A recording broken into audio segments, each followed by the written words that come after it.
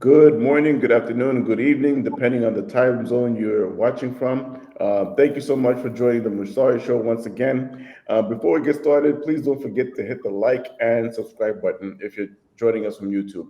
If you are joining us on Spotify, please be sure to drop a five-star rating and also drop a comment. That is the most cost-free way and best way of helping us spread our content. That allows the algorithm to spread it further. So, without further ado, I'm really excited to introduce the person that we have here today. If I could describe this person, this is exactly where I'd like my wife to be in 5 years. Well, she would like to as well, as she does have aspirations in the real estate investment business. This is someone that has been seen on Fox, CBS, NBC, and Yahoo Finance, a heavyweight in real estate investment. She has been successful in real estate investments for over 30 years. She is a real estate broker and builder, the CEO of Golden Canyon Properties, and has flipped over 52 houses, two of which were featured on HGTV. She is an Airbnb Super Host and Landlady-Banker. She bought her first large, profitable commercial property investment in 1994.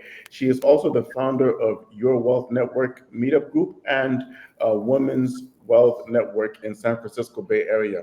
Ladies and gentlemen, join me in welcoming Ginger Faith, who I'm really excited to have. Ginger, it's really an honor to have you today. Thank you. Happy to be here. So my first question, I always like to start with hard questions, right? And Mhm. I'm asking this as someone who's close to the age of 40, and I believe that there are people like me who once, when way younger, did kind of like imagine themselves in a further position in life by the time they get to the age of 40. You start having this existential crisis when you get there close, right? Mhm. And there are people who've hit the mark or maybe are past that and haven't gotten to where they aspire to be.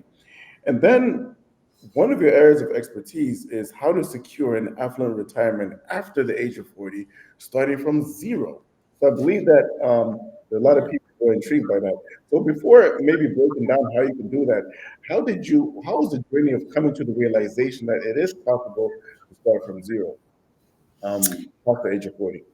Yeah, so there were multiple angles to that. One was my own experience, and then other experiences of close friends of mine. So it's a fabulous question. 40 is a great year because, yes, you can have an awakening and say, wow, being a kid isn't going to be forever. And you have experience behind you, but you have a great future in front of you as well. It's a wonderful Mm, time. So if it's later, it's okay too. You can start at any age, but there's several components to this, and essentially, what I try to encourage people to do is number one, know your talents and abilities, your natural skills, and how that dovetails into real estate. That's number one. Number two, get yourself really, really educated on various aspects of real estate. mm, Find out where the opportunities are in your market. And there's two items that are critical. One of them is speed of implementation, and the other one is thinking big, thinking large and fast. And you've got the energy at 40 to still, move quickly and produce, but you also can learn how to think big. And mm. I always remember back in the day in the 90s where Donald Trump would say, if you have to think big. And I was like, what does that even mean? Right. Yeah, So here's a couple of stories that helps to flesh it out. yeah. One of them is my best friend who knew nothing about real estate, like very, very little. She was in Hollywood as a scriptwriter. She did some acting, some singing. She was a helicopter pilot. She came as an immigrant from another country. So she did car salesman. She was a great car salesman, good manager, but real estate, very, very little. She had sold two houses when I met her. Mm, That was it. She had just gotten a real estate license and sold two houses. Very, very profitable and very strategic. Smart gal, but she didn't know anything about real estate. So what she did, mm, she was thinking big. And she connected with a group that was really valuable and it really helped her. But what I noticed was it took her about 3 years and she cashed in with multiple seven figures, mm, 3 years. So when I hear the pundits saying, save your money, put money into Social Security, put the maximum allowance. I just read a stat from one of my group members that if you put the maximum amount in Social Security from the time you're 18 to the time you retire, you're only going to get like $4,800 a month back. Mm. And if you put it in the S&P at that same time, you'll get about 32,000 a month. Okay. So there's so many ways that we've been misled. And I'm a reader and I'm a learner, and I was misled in a lot of ways as well. And I was working hard, and I've done a lot of smart things, but I did a lot of stupid things too when I was younger, trying to figure things out, being misled by the wrong mentors, by the wrong gurus. And so what's out, once we realize that the media often has people who have their own agenda when they're educating us on buying their bonds and stocks and whatever, and fat commissions and all that stuff, you get to 40 and you're like, wow, I've been doing this and that, and it's not really working well. Real estate is still a way to kind of save your pants, even later. But so let's just break down the speed and the size. My friend didn't do this by flipping one house. Yeah. You don't get 7 figures by flipping one house one time. Now, the thing is about flipping houses, like anything else, anything you do in real estate has opportunity and it has danger. Yeah. Okay. And then people don't realize that there is actually risk. You can just lose it. You can go fly away. You can mess up. You can miscalculate. You can give it to the wrong person to invest, and they can abscond with it, whether that be a contractor, an investor, supposed investor. There's a lot of sharks in the water, right? And these are the things that people don't talk about in the books. They just talk about, here are the numbers and here are the calculations, and then this, 1 + 2, But I know those. Right. So I highly recommend people that, yes, while you're thinking big. So my friend, go back to my friend, she made she bumped her knee a few times. She went with the wrong person and, a few mistakes. But during the time that she was doing this, I'm, been doing my thing. I've been perennially in real estate, and she's coming to me for advice. But what she's doing is she's flipping a 56-unit apartment complex. Yeah. She's not flipping one house. So sheerly by multiplicity of scale, she was going to do better than somebody who's flipping one house. Yeah. Although here in Silicon Valley, I flipped a house and we made $1.25 million, which is not too shabby. But that's another, that's a whole nother. That's a builder. That's when you're a builder, right? So builder in a luxury market. So, but she came out of nothing, and she came to me for advice on this, a little advice on that, and she'd make me dinner and we'd talk. And then pretty soon, she flips this property, and then she leaves me. She leaves California, moves to Alabama, buys 10 acres, gets a farm, and living her best life, and so I thought about that, like, wow, that is really amazing. Instead of just playing along, she was like very, very strategic. Yeah. And I've had times, like in the mortgage crash, where I was very, very targeted. I worked a lot, but flipping houses during that time and buying rentals at that time was the name of the game. No, it's not always that way. There's always going to be opportunities. So being an opportunist is definitely something you want to do if you want to retire early. Look around, read, ask questions, talk to people, and focus on what you want to accomplish.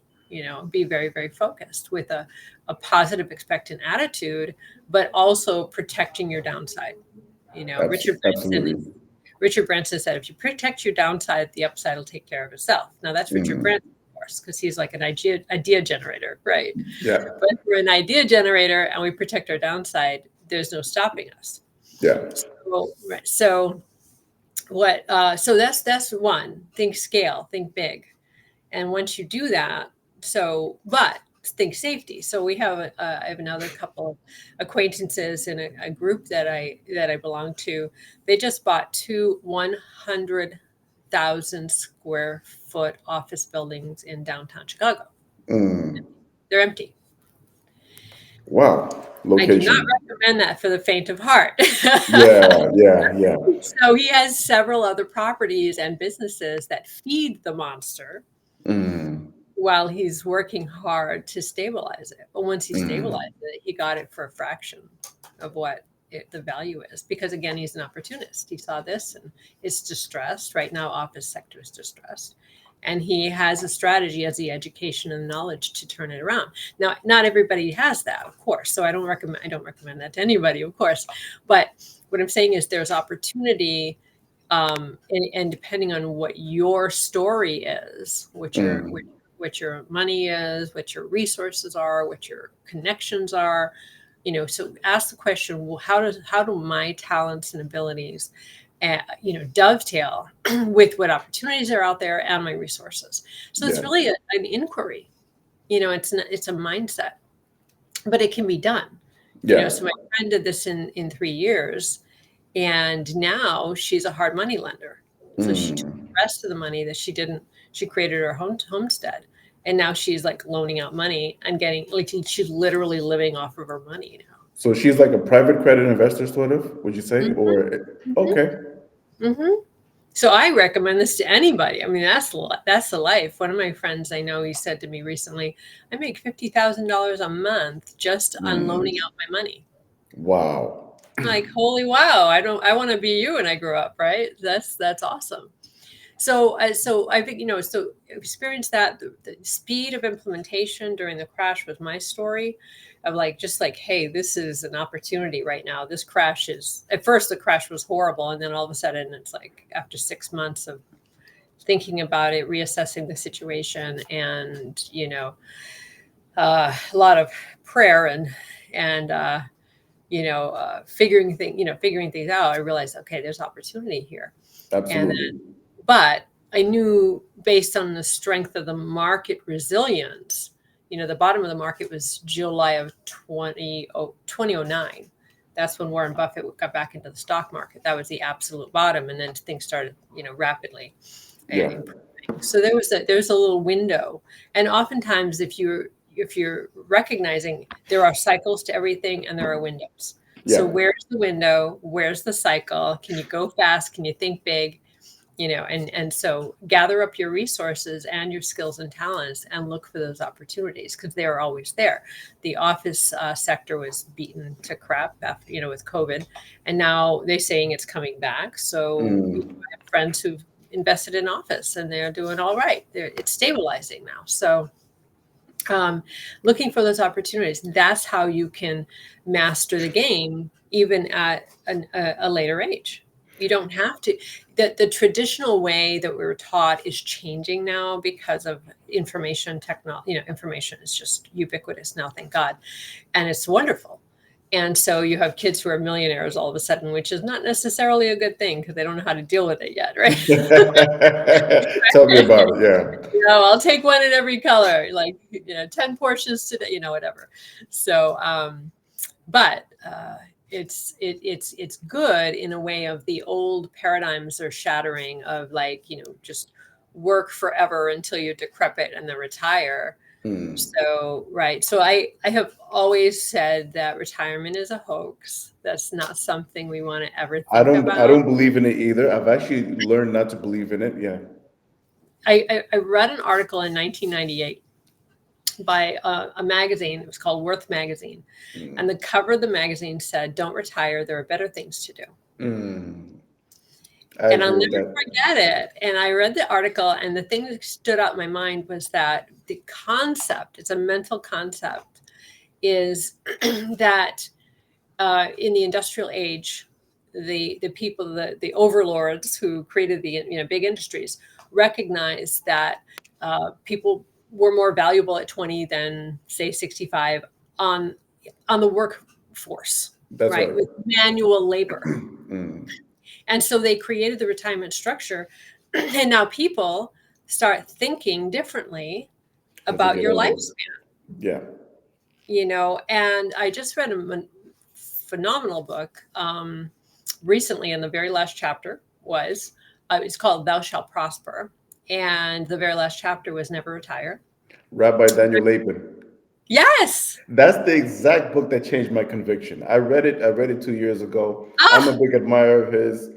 We're ah, like, wow, wow, wow, wow. yeah. That's Yeah. the exact book I thought of when you mentioned "Don't Retire." Right, That's right. right, right. I just finished it. I started it in June, I think, and then series of things. I ran into some wonderful Jewish people Yes. and a community, an amazing community by accident. And I started like absorbing their culture, just checking them out. But it was based on that book, Thou Shalt Prosper. So for our listeners, um, Daniel Lapin is a rabbi who spoke about how is it that the Jews prosper no That's matter right. what. And that's always fascinated me. Like you can just drop them anywhere. Anti-Semitism is all over the place, and you just drop them Mhm. anywhere and they prosper. Like what's their secret sauce? Yeah.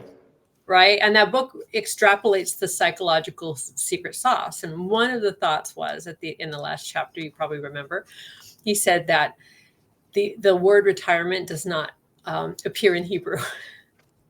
Exactly. It's not Because even a word. So he said, he talks from the perspective of like Old Testament scripture, like the Torah. He mhm. talks about Jewish literature, and he bases his beliefs on that. Yes, correct. He was Yeah, explaining yeah, how because Jewish he's a people don't rabbi. believe.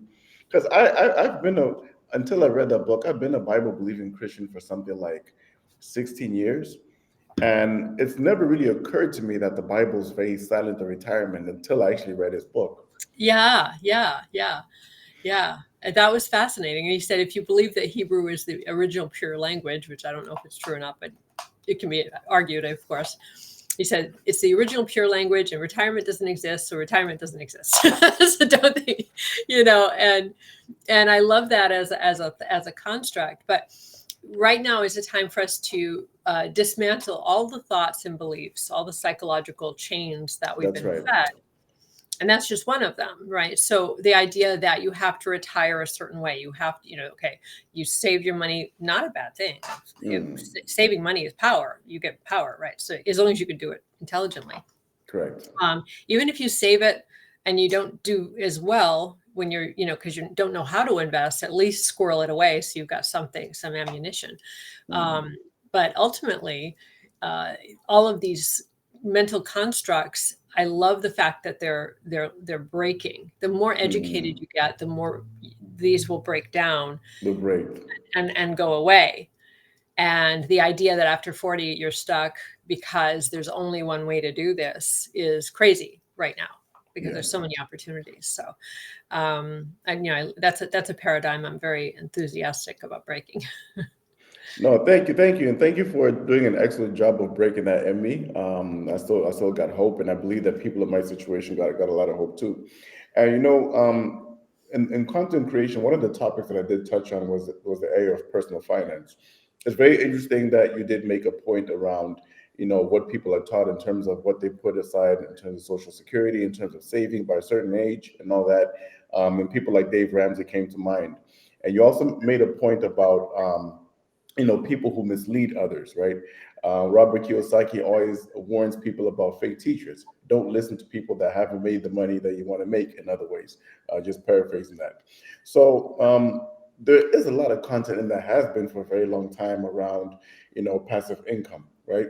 And Hmm. sometimes even I've gotten questions about passive income, and I must admit, I did share what I knew, right? And I'm not a real estate guru like you are, but I did kind of like answer more from a financial markets perspective because you do find instruments here and there that do generate some cash flow, but it's a very small percentage of the capital that you put in investing, right? Number one. Number two, instruments such as bonds, like you do get taxed on the interest income that you receive.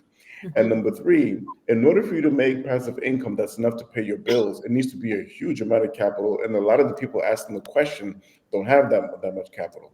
On the other hand, you do hear, I have heard an entrepreneur, right?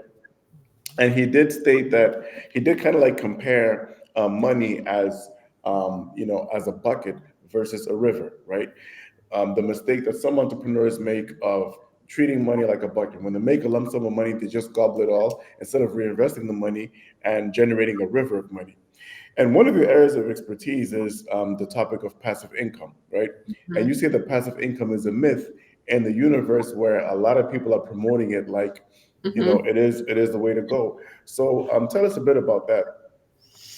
Yeah. So um, passive income as it's promulgated by people is a myth. Now, it's not a complete myth, but it Yeah. is a myth as it's promulgated, right? So, Mm. okay, so let me tell you my own story. Back in 1994, I decided I was going to buy a rental. And so I was reading back in the day Robert Allen's book, Nothing Down, Mm. and Tony Robbins' book, Unlimited Power. So between Unlimited Power and Nothing Down, I was going to become a real estate mogul, right? Yeah. So just by those two books. And so I remember picking up the magazine where they had a bunch of, houses for sale. And I said, I think, Robert Allen said, if you buy one rental property per year, single family home for 10 years, and then you start paying it off, that's your retirement. Mm. So I thought, well, what if I buy like a six family? Yeah. Then I'll jumpstart it. I can do it in 1 year, right? So that's the right thinking, but it was just kind of an intuitive thing. And then so I started looking at the magazine, and this great realtor picked up the phone, and he said, "Yeah," he said, "I have a friend who just bought a triplex, and he all he does is collect rent, and he bought a Jaguar." And I was like, "I can collect rent and buy a Jaguar. I can do that." Yeah. That was literally what I thought, was my ticket. And so I bought this six family house, and I realized very quickly I was doing a lot more than collecting rent. Wow. Collecting rent was one of 1,000 things that I was doing, right? So I was painting it, taking rental applications, screening people, like Mm. fixing plumbing issues, fixing because it was an old house, it needed work, which was another good thing that I did. I didn't do it deliberately. I was just cheap, and I wanted to. So I bought the worst house worst house in the best neighborhood. Yeah. Totally accident, just because I was cheap and I didn't want to spend top dollar, you know. Mm. But the idea of passive income, I learned very, very quickly. So every Mm. time I hear people saying, "Oh, you do this," and like, the quickest way to bankruptcy is to think that you're going to be passive. You're just going to sit around and collect checks, right? So, what is better is being more intelligent, thinking, uh, getting really, really great mentors, but also Yes. money lending, but lending, not giving the money away, not Hmm. That's right. not giving the money to sharks. Okay, ask me how I know. Right? So learn that, lesson over the years, right? You have to screen people to within an inch of their life. They need to have a solid track record. You've got to Hmm. have solid contracts. You got to know their character. You've got to make sure that they have a succession plan. If they get hit by a bus, then they're the Yeah. best operator in the world. What's That's the right. succession plan? Ask me how I know. Like one of the things, one of my friends years ago in my 20s, he said, very successful man, he said, Ginger, you're going to do a lot of smart things and you're going to do some dumb things. Just make sure you do more smart things than dumb The things. And dumb things. you'll be all right. And I just laughed. I'll never forget it. And so as I'm saying these things, what to look for. I'm like, okay, because I've done that and I've done that. And thank God I keep getting up to bat. So everything's working out well. But over the years, I've learned not to listen to people just by what they say, watch what they do. If you're Hmm. going to invest, make sure your paperwork is, you protect yourself, try to be in first position if at all possible. And if you're in second position, make sure you have safeguards. So yeah, so that's the idea. I mean, but my friend in Alabama, she's a money lender, but Yeah. she's very shrewd. She's very intelligent, and Mm. she does not just write checks. She you have to look at the product, you have to look at the person, you got to look at the whole situation. But an ideal, if you're going to say retirement strategy, which will never retire, so we're just going to use that as a place card. Yeah. Retiring when you're 150 years old. Uh, the idea is to do something like I was outlining to take care of your basis so that you got the money Mm. to handle.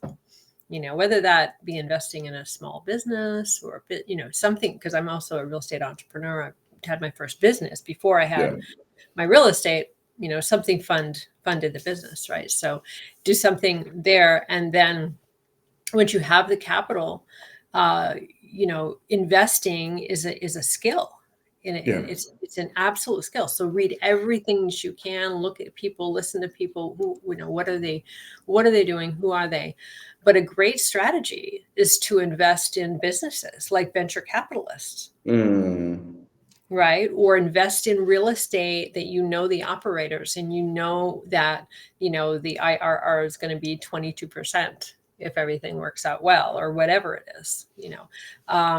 Does it make sense? I have a friend who's right now investing, doing extremely well, making, double digit returns, working with a guy who's building housing, tearing down old houses in Berkeley.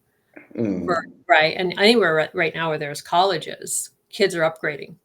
Kids have a better standard of living. The parents are paying for their college. They don't want to live in crappy dorms anymore.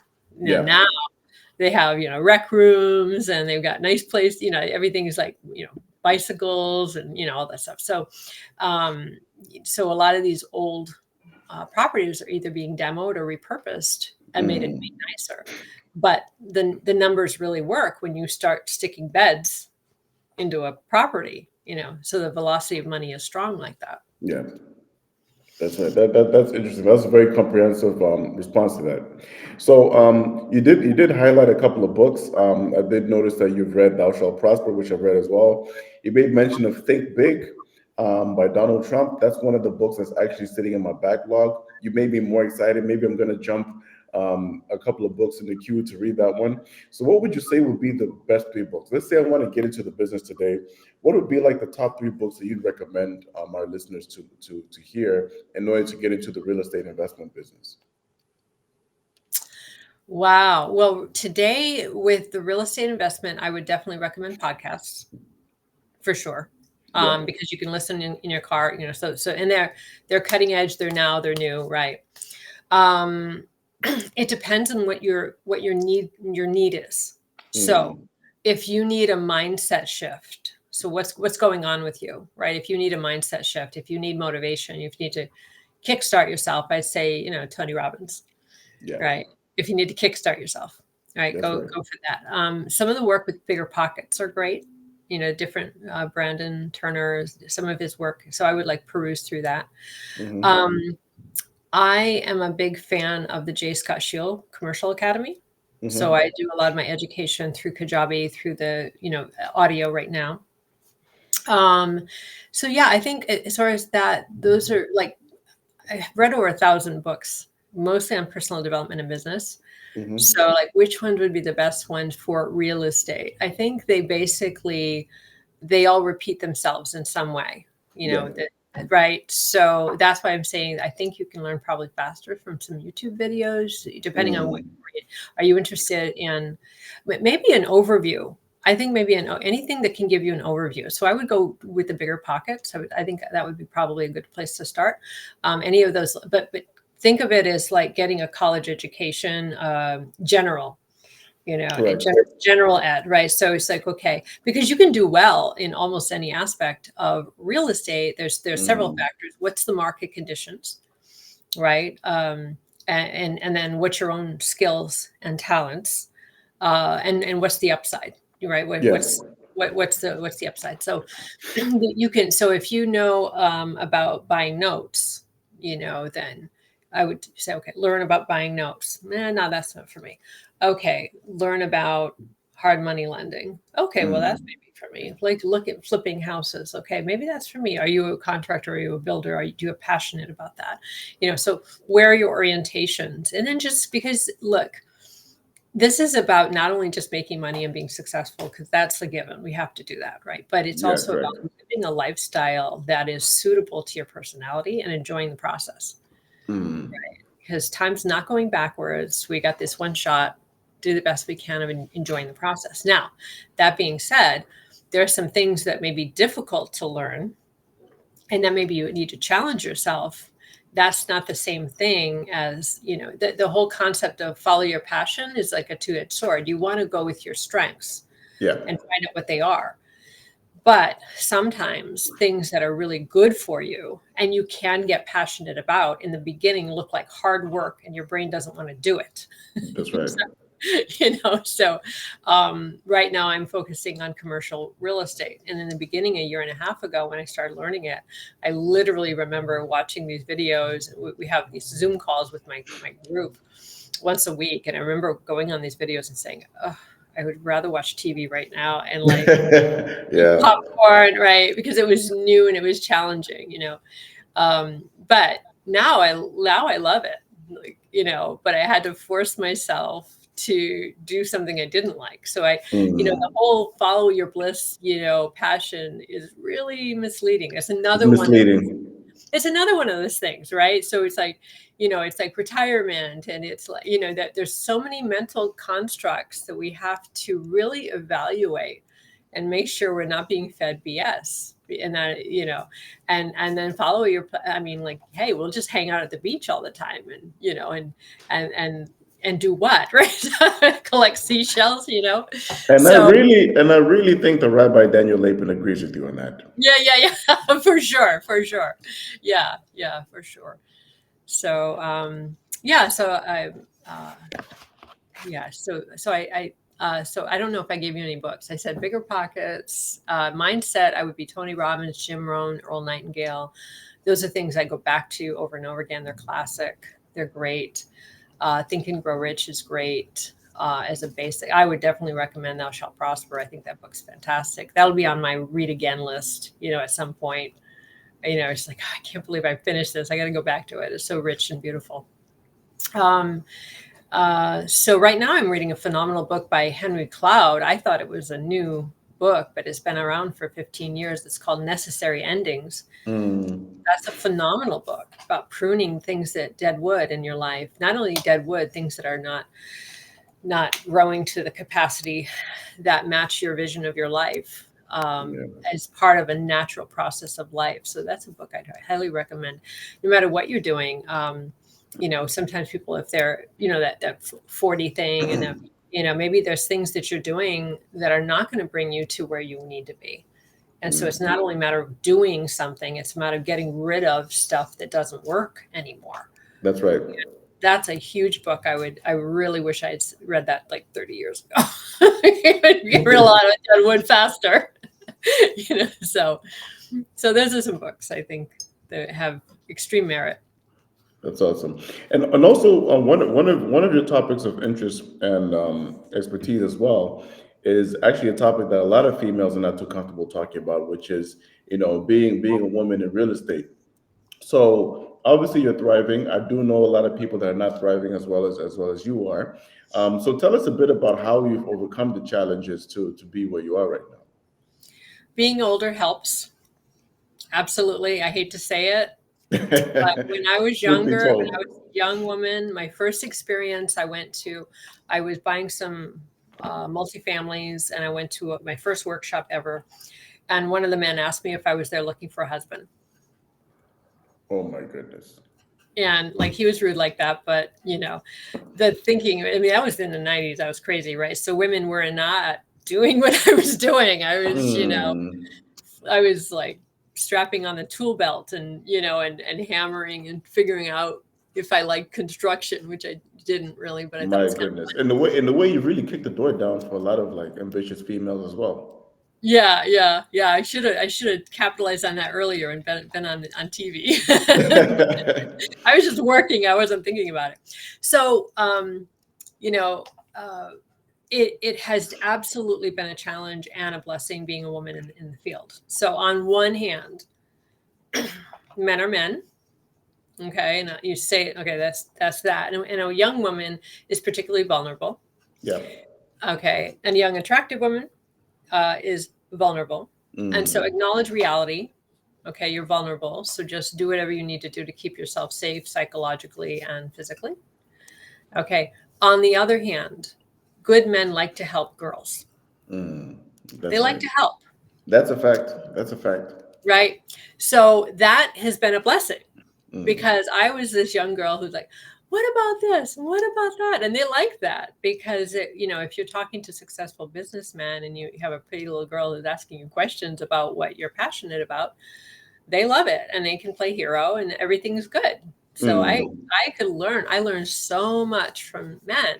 But the challenge is the men end up falling for you sometimes mm. because they're so charmed by your ambition and cuteness and all of that stuff. Yeah. So then it becomes a little dicey, right? So I have no magic formula because I didn't think I played it perfectly, but I'd say good boundaries.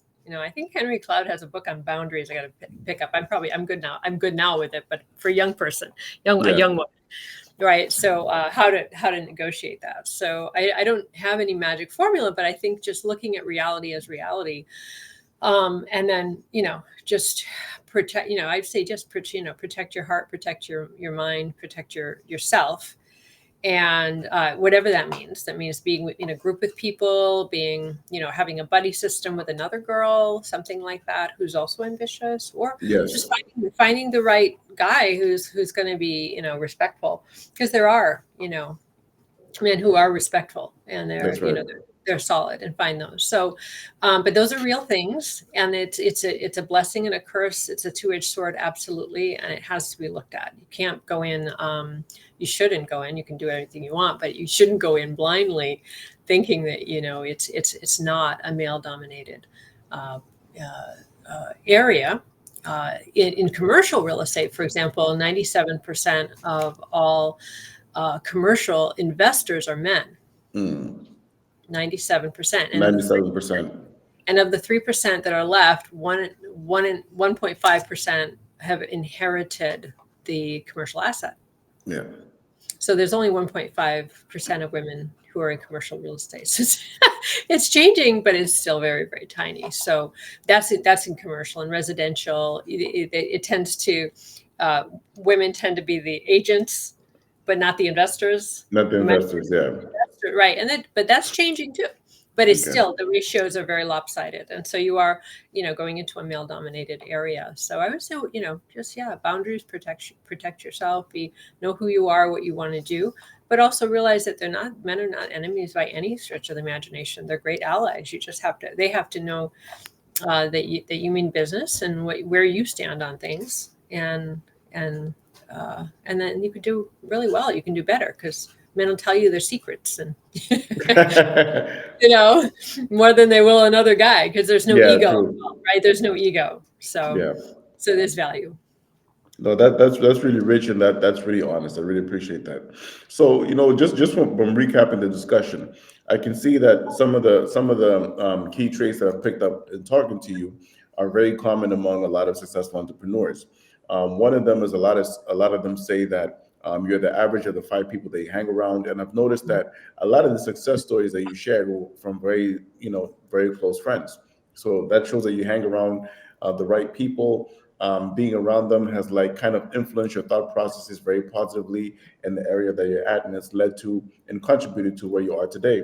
Another one is a lot of them are very well read people. They say readers are leaders. That's a very common cliche, and that also shapes the way we think. I'm very, very glad that I found someone who also doesn't believe in retirement. Actually, I must admit that I did expect a different comment, since in the wording of your profile, you do mention that you do talk a lot around planning retirement, only to find that you don't believe in retirement like I do.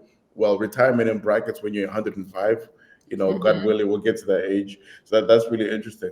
Yeah. So, as a wrap up, what would you say? Let's say there are people who are listening who are not in the real estate business yet. They're kind of like studying the market. They're listening to the likes of Grant Cardone, considering getting in one day. There are people who have started. Maybe they have the wrong concept. They can't really tell the difference between real estate investment versus just like flipping houses, and how one is more lucrative than the other. So, what would you say to someone like that who's listening to this podcast? I'd say do not quit your day job. Okay. Make sure you get your bills paid, and then make it your part-time job to educate yourself. Go to real estate investment meetings. Mhm. Okay, be careful of the gurus that stand up there and chat. Be careful, because some of them are great, some of them are shysters, but they sound good. Okay, so, but bounce around to some real estate meetups. Do, like I said, big podcasts. Educate before you invest a dime. Do not invest any money until you have at least an idea of what you're doing. It doesn't have to. You'll never know everything, right? And so sometimes jumping right in is the way to go. Yeah. But right now in this market, prices are high, labor costs are high, and we've got inflation we're negotiating. We got issues right now with with the insurance, and so there's a lot of landmines right now. And so, can you do well? Yes, of course you can do well. Is it going to be a different landscape? Yes, of course it is. And so, just before you invest any money, make sure you know what you're doing. And hang around with the right people, and just take your time, get involved, and get educated. Now, of course, if you're over 40 and you're trying to compress time, do it faster. Yeah. Go to more real estate meetings. Yes. Go to more education. Work and then have your second job. Instead of doing an Uber second job, I'm going to educate myself on wealth building second job. That'll That's be right. reading. That'll be listening. That'll be networking. You being active. It doesn't happen just by hanging around. You've got to be out there. My girlfriend, it took her like a few years. A great example. I met her at a real estate investment meeting. At 8:00 at night when everybody else was watching TV or whatever, right? Where they're networking and that. But she was always out there saying, "This is what I have. This is what I'm looking for." And so, and then I saw before she found that, she bumped her knees on this and that and didn't do well, But then when she hit it, she's like, "Oh, I got it. This is So, get out there. Get out there. Absolutely. No, that's awesome. Thank you so much for this.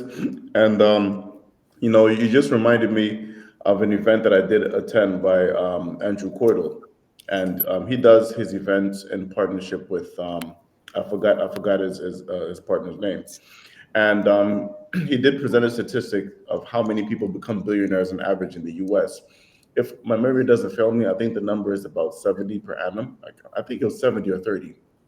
And the stats did show that from the 70 that get into the billionaire bracket in terms of net worth, 70% of that comes from real estate and private equity alone. Private equity as in investment and private businesses, I believe lending as well. And from that 70%, 28% is from real estate, and the remaining 42% is from investing in private businesses. So this is a perfect confirmation for that. I wish we could really go on for hours and hours. There's so many gems that you shared, but I'd like to thank you once again for joining us. And I believe that the people who are watching are really going to be hooked, and they're going to want to learn more about you. So tell us a bit about where people can find more information on you and find more content that you share that can benefit them. Well, I do have a YouTube channel. So you can, Ginger Crystal Faith is my full name. So I do have a YouTube channel. I'm on LinkedIn and I'm on Facebook and pretty much all the social media outlets. So just reach out to me. All my phone number is out there as well. So That's great. Ginger, thank you so much for joining us. This is really a gem. I almost feel like I'm being mentored, learning every day. It's really, really humbling to have you on board. Thank you so much. Your questions were fabulous. So it was easy. It was easy. Thank you so much. Thank you so much. Okay. Thank you. Thank you. Bye-bye. Bye.